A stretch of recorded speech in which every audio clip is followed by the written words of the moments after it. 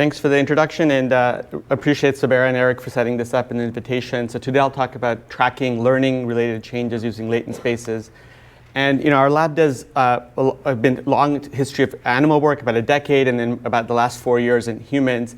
So I wanted to start with a summary of the animal work just as a way of context for the human work to make it more interpretable in many ways. And so the first is on long-term changes in task-related variance during learning.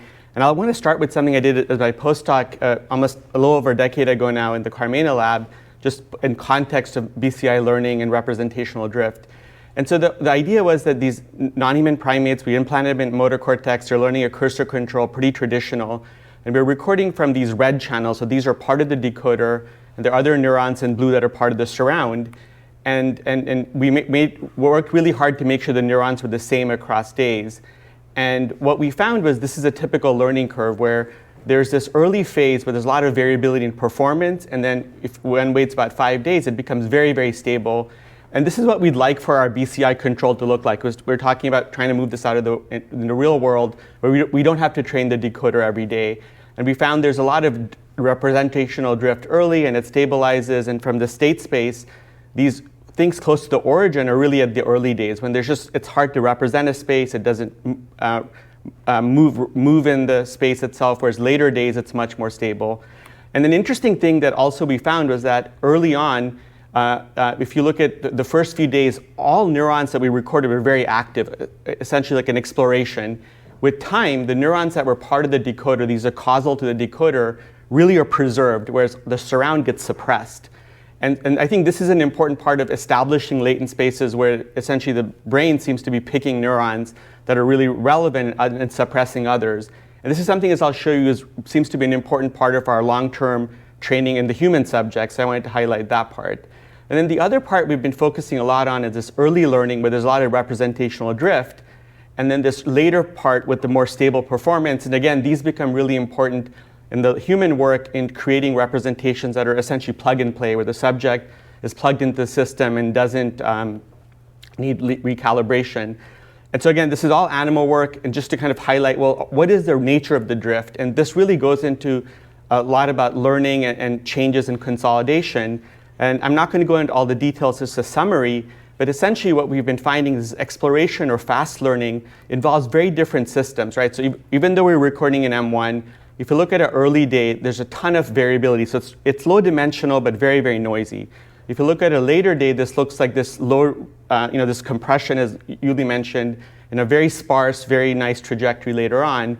And when we look at, for example, things in sleep, which are away from the task, so we can try to understand variability and changes in that away from the task itself, we see really interesting cross-area dynamics. So for example, during exploration, we see hippocampal M1 coupling. During the consolidation phase, MPFC M1 coupling. And so this is really a global process. Even though M1's the focus of this, there are changes in these representations, as I'll show you, become really important for our BCI. So we're not going to look at sleep and so forth in the BCI, but just to highlight that these processes seem to be very nicely regulated.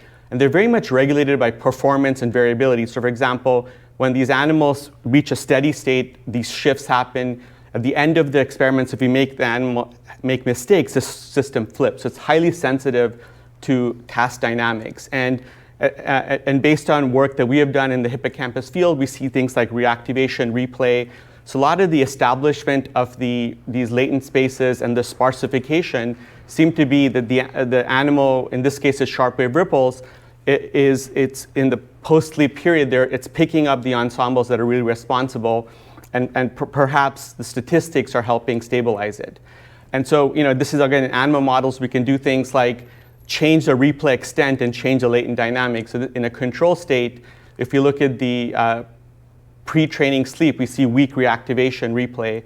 After the sleep itself, we see strong, persistent replay. And without going into the details, using optogenetics, we can suppress the reactivation, and then the replay plummets, and the animal will wake up and forget, and there's no latent spaces created. And so it's just to show that there's very exquisite regulation of these latent spaces, not just during the task itself, but away from the task. And this is bidirectional, right? So we found approaches in which we can actually increase the amount of reactivation in sleep, have much stronger reactivation, the animal wakes up better. And so in this case, this isn't a BCI task. They get much slower, which is forgotten essentially. And then if we increase replay reactivation, they'll actually wake up better. And then the other part that I brought up is this idea of sparsification, which you've also linked to sleep and the establishment of latent spaces. So early on, there's this exploration. And within the task, we can certainly see certain neurons that are causal become enriched. But the network is still very generally active. And it's only after sleep that we see the sparsification. And we can, again, show that causally, this is related to sleep rhythms. And so all this is just I wanted to cruise through this just to say that neural variance is something that seems to be highly regulated during learning, and that in our hands, at least, non-REM sleep seems to be an important part of that. And these global reactivation events that are happening between MPFC, M1, DLS, and hippocampus seem to be really important for establishing these latent spaces. And this idea of the flow fields with very low variance is something we really see during a consolidated phase of this learning. And this is something I wanted to highlight because it'll be really, I think, important for us to create decoders for neuroprosthetic control. So it's just the summary points, again, at a very high level, that sleep replay can regulate the trajectory variability, that replay seems to be really important for preserving the ensembles and for downscaling irrelevant activity. And then this cross-area replay seems to be really important for establishing the context, things like Eric brought up, and for the automaticity and speed, because we'll see the replay in some of these papers between M1 and downstream areas, MPFC and M1. And so this is just to give a context of why we've approached our human work in the next part. So I wanted to minimize that part, but then really spend the rest of it on long-term changes during ECOG neuroprosthetic control. So as most of you are aware, most of the BCI work and the work I just showed you earlier in the rodents and primates was all done using multi-electrode arrays.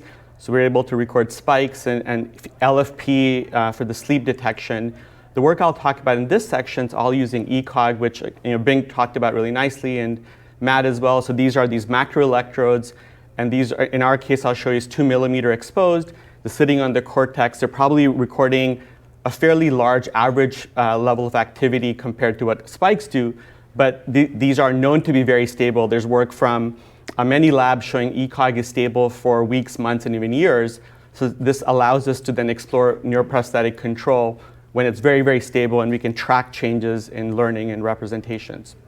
And usually, we're used to thinking of high gamma is really important for ECOG, which it is, and we use that in our features. The other part that we found is very important for decoding motor actions, at least in the mesoscale, is this delta pattern. So delta is usually thought to be more boring, sleep-related, but we really found at a mesoscale level along the grasp network, we can really nicely decode different grasp postures, different poses. And this is just a recent paper where this is in able-bodied subjects in an epilepsy monitoring unit where we could use delta and a very simple decoding looking at the Mahalanobis difference and the separability in this high-dimensional space could really segregate all these poses quite well. And so I bring this up because the features that we'll focus on for the BCI are delta, high gamma, and beta as the important features for long-term control. And so what I want to spend the rest of this time is talking about this one patient. Now we have a second patient, and looking at long-term learning and recording these signals over a period. And then I'll focus first on the cursor control and the more recent work on complex robotic control. And so this subject is a 36-year-old man who had a stroke in his 20s, and he had a brainstem stroke. You can see his pons is completely out, and he has severe spastic tetraparesis and anarthria. And he's part of the Bravo trial where Eddie Chang and his group has been working a lot on the speech decoding, and we're working on the motor part. And so this grid is covering a large swath of sensory motor cortex, speech areas, premotor, and even sensory. And for our decoding, we found that motor signals are quite broadly present, right? We know that ventral premotor areas have grasp-related activities, and even speech areas seem to have some contribution to the motor decoding. And so we put in all our channels, and we roughly filter in these low-frequency beta and then this gamma, high gamma. And I have to point out, this is an investigational device. And it's worth pointing out that this device, we have FDA clearance from our investigational approval about 4 years ago. And this individual's been implanted for about 4 years now. It's been very, very stable. And so it does support this idea of long-term stability of control. And so I wanted to spend some time on this idea of decoder initialization versus convergence, and it gets to the heart of trying to create representations in control that are stable over long-term time periods. And we are trying to achieve the state of plug and play, where we can plug in a subject into this decoder, into the system, and there's no learning required. So this, I think, is fundamental to be useful in the real world. And so what this experiment shows is a 2-month experiment in the subject. And what the line here at day 0 is when the subject, where we took the decoder and kept changing the weights across days. So you can see that there's a much slower level of learning across days, whereas in the orange part, this is when the decoders were retrained every single day. So these vertical lines represent a single daily session. This day 0 is when this happened, and -6, -7 tell you the days in which these experiments were done. So these early days are very similar to what's done in the typical spike experiments, where the data was, or the decoder was reinitialized. So what happens is that he's watching the cursor move around in a very stereotyped way, and we instruct him to really imagine following it and tracking it, and we then regress the activity from the imagined actions onto the cursor movements, and through cross-validation, we get really good R-squareds, like 0.7, 0.8. And so we use a decoder, that's what's seeded here, and then we'll look at control. And then the point that I want to make here is that, so we're using an easier task here, the targets are bigger, and the performance is very variable. So some days he can do it, other days he can't. And typically in the BCI field, you keep training the decoders until you find a good model and it works. But if we just say we only have a 10-minute period, let's make it work, and this is essentially what happens, you get a ton of variability. So alternate version is, we know that ECOG is relatively stable, so now we essentially continue the training across days. So 3 days later he comes in, or we go to his house, 7 days and so forth, and we continue this closed loop decoding. And what we're using is a Kalman filter. So here it's a Kalman filter trained every day, and the same Kalman filter is now slowly adapted across this month period. And what we found was that, with this slow adaptation, he got about a week and a half after the training, got quite stable. He's able to do a much harder task, smaller targets. His accuracy is very stable now at 100% and relatively faster. And you can sort of see the bit rate starts to go up and stabilizes here. And this is very analogous to what we see in animal models, as I tried to show you. There's a learning phase and a stabilization phase. We can try to understand what's going on by looking at the decoder properties. So what this curve looks at, this plot, is the dot product between the decoder at the end of the session versus the early session, and these are individual comparisons. So at the end of a session versus the early part, you can see it's essentially orthogonal and goes to 0, and so forth. This is the angle between the decoders. And you get a sense that it's very jagged, that these resettings are really seem to create within-day learning. When we now do this across days with the slow adaptation, and this is what you'd expect, right? We're not expecting rapid shifts when we maintain the weights, but it does seem to converge into a much lower space, where it's pretty stable across days. This plot is now looking at what's going on if we use this last decoder and look at all the way back. And you can, our interpretation here is in this, when we do this daily resetting of decoders, that his brain isn't able to converge on any one solution. And so it remains the decoders are very separate from its daily counterparts, whereas here it's slowly converged. We can get a better sense of this by looking at the representational drift in these imagined models. So what this plot looks at is the R-squared of the imagined action and tracing, right? So he's tracing this cursor. We're having him imagine looking at it. And these open dots are the model on days 1, 2, 3, 4, and so forth. And you can see on any given day, it's quite good. It's about R-squared of 0.8 and above, right? So it's a really good fit. It's cross-validated. Now, if we add data to it, it really drops, right? So if you use 2 days of data, 3 days of data, 4 days, so the moment you add across-day data, the model becomes not as good, which we interpret to mean that there's some instability between the tracking, his imagined actions, and the output, and that building models and resetting maybe tapping into the instability that might be preventing this long-term consolidation.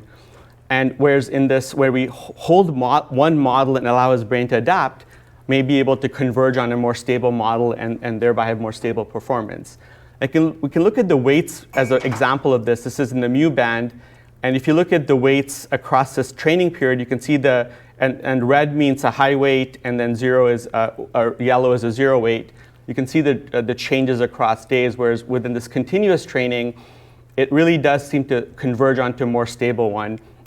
And this is true for the high gamma, for example. On the daily, on the orange parts of the curve, you can see a lot of changes across days, whereas with the slow convergence, he really seems to converge on a solution and then can maintain that across days.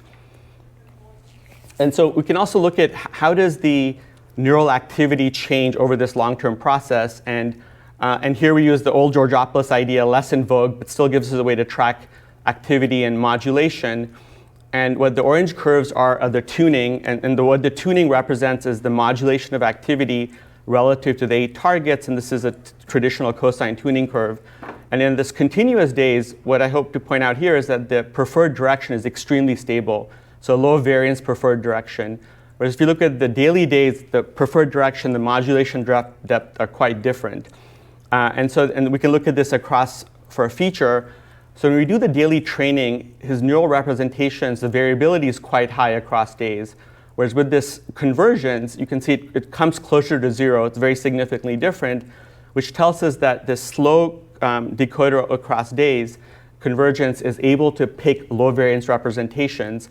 And this is very analogous, I think, to this idea of sparsification over long-term learning. The system is able to converge on a map that's extremely stable. And this is a relationship which is very significant, where essentially over this about a month period of training, only a very small subset, approximately 25% of channels and weights survive. And most of it goes to 0, which is, again, this idea of sculpting the network to be potentially much more causal for control. And we can even do experiments online where we can blank out channels and really make the case that these top 25% matters. So for example, these are masks that we put on the decoders, where here 75% of the weights were blanked out, and it really made no difference, right? Whereas if we did this type of experiment early on during the system would collapse. So this early daily training is much more brittle, much more distributed, but with the consolidated representations, it really converges to relatively small areas of the grid that he seems to be able to leverage for stable long-term control. And I can further sort of highlight that by looking at what happens if you reset the control on a day with a stable map, if you will. So these are experiments where we looked at this idea of plug and play. And so this is after this 1 month period. Then we looked at day 28 after, day 30, and so forth. So with no training, you plug him in, he's good to go. His cursor control is quite good. And you can see stable performance, which again highlights the fact that he has a map. And we can do some interesting experiments here, which is we continue to converge the decoder, and we reinitialize the way I talked about, where he's looking at the cursor, imagining control. And consistent with what I've been showing you, it really moves it away from close to 0, right? Becomes not quite orthogonal, but closer to orthogonal. And with training, it sort of starts to converge back here. And so retraining in the setting of a consolidated map always made it worse. And then with continued training, it essentially moves closer to the map that he had consolidated. And you can sort of see this here, where so these are the weights of the when there's no error, stable performance. And you can see with no error, with good control, that the map really doesn't change, even though the system is looking to minimize errors. Whereas the moment we reinitialize, it's trying to converge back onto here. So this gives a sense that there's a representational instability during this early phase that he can capitalize on by having a slow dual learning that can converge and really consolidate a map. And why might this be important is that one of the things we can do with this is once a representation stable, we can keep adding features and dimensions onto it to improve control. So it's just a proof of principle where he was doing cursor control, then we added a click to it. So he had to go to the target and click. And he learned that over about 3 days. And we added a second click onto it, and he could adapt that very well. So it becomes a very modular type of architecture where we can add onto it features that we want. And the other part is that it frees up the other grid for new decoding schemes. So literally, As I said, only 25% of the grid matters for this type of control. The other parts of the grid can do speech decoding or other things that won't really interfere with this type of control. So the last part I want to end on is that was cursor control, and then more recently, partly based on his interest and our second subject's interest, is on higher dimensional neuroprosthetic control with this a 7 degree of freedom robot. And the important part about this robot is that it's FDA cleared for wheelchair mounting, and it's in the home environment. So we can really make this work in his home, and that's our goal. And the degrees of freedom that's controlled are endpoint control for the hand itself, and then for the effector, pitch, yaw, grip, forward, backward. So many more degrees of freedom. And one of the things we found was that this regression-based control, which is typically done with a common filter or Wiener filter, doesn't really work for ECOG. It's a very slow process, and you can't really learn this 12 degrees of freedom or in a very intuitive way. And so one of the things that we tried to find are what are the most stable representations in ECOG, and it turns out that it's very robust at a body map decomposition, essentially a somatotopy, right? So this is the hand knob here, speech areas, and so if you imagine the tongue, we get a really nice activity pop here. If he speaks words, part of the Bravo trial, we'll get a nice pop here, and we can go through and find a library of commands for right thumb, arm, and so forth. And I'm going to skip over some details, and this is a confusion map again of that Mahalanobis distance of separability to show that these are decodable in this ECOG grid. And so then what we did was assign these dimensions to control, and it's a little bit arbitrary, but he's able to learn this super well and consolidated this within about a week or two. And so I'll just give you an example of why we use this, 2 minutes. So this is an example of the right thumb movement, which is very, very stable. And we can use, we use a very simple vanilla perceptron, and this allows him to then map control dimensions. So this is him basically controlling the robot, and you can see within 200 millisecond time steps, he's able to achieve these control dimensions quite well, and with a little bit of closed loop decoding, we can get much more separability. The interesting part is that there's still representational drift of these simple representations with learning. When we account for about 10 days of data, then we get a very generalizable decoder. So that decoder will last for days, and even the same decoder we're using 4 months later. And so we're now, I'll just give you a sense of some of the control. We're about hopefully submitting a paper on this, where he's able to learn this quite well and do fairly complex, it'll generalize to other tasks. So these are the type of tasks that he's been working on, rotation and grasping and so forth. And this is not wheelchair mounted. This is based on FDA requirements 4 feet away from him. I think we'll get even a better improvement when it's embodied and in his body schema. And so just as a summary, both in rodent models and in the human subject, we find that there's representational drift, especially in the early phases of learning. Consolidation appears to stabilize this. We can track this using ECOG or latent spaces in the spiking.